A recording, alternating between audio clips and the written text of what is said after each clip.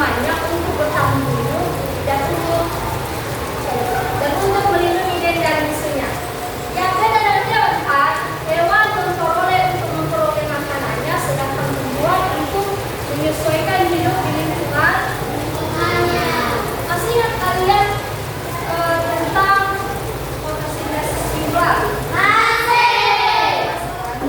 Nah, itu kenapa tumbuhan ini memiliki proses fotosintesis. Ya, beda dengan hewan. Hewan itu kan bergantung pada tumbuhan dan daging. Nah, sedangkan tumbuhan ini dia itu bergantung pada dirinya sendiri. Dia bisa memasak makanannya sendiri. Beda dengan hewan ya. Jadi tumbuhan ini menyesuaikan diri di lingkungannya itu agar bisa bertahan hidup. Kalian tahu pohon jati?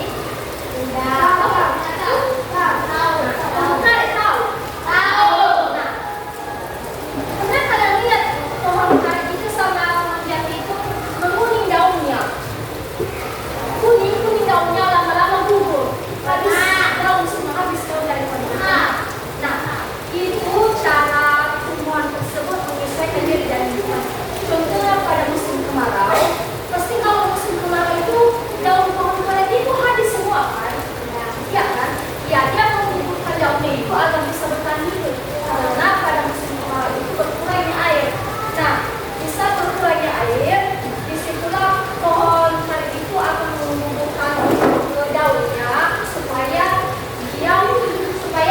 dia bisa mengurangi penerimaan air tersebut yang kena musim kemarau. Kedua, tumbuhan menyesuaikan diri di lingkungannya untuk melindungi diri dari musuhnya. Kalian tahu mawar? Tahu. Nah, pasti ada duri kan? Kalian pernah lihat duri mawar? Duri bunga mawar itu itulah caranya untuk melindungi diri dari musuhnya. Pasti kalau kalian pegang bunga mawar itu luka kita kan? Iya kan? Kalau tidak ada itu.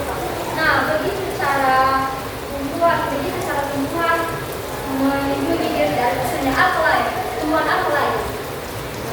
Jeruk. Nah, kenapa jeruk? Berduri kan? Karena ada airnya. Karena ada durinya. Kayak gitu jeruk melindungi diri dari musuhnya. Kayak gini dia. Kayak gini pohon jati. Habis daunnya kan? Durian. Ya, buah durian ini melindungi diri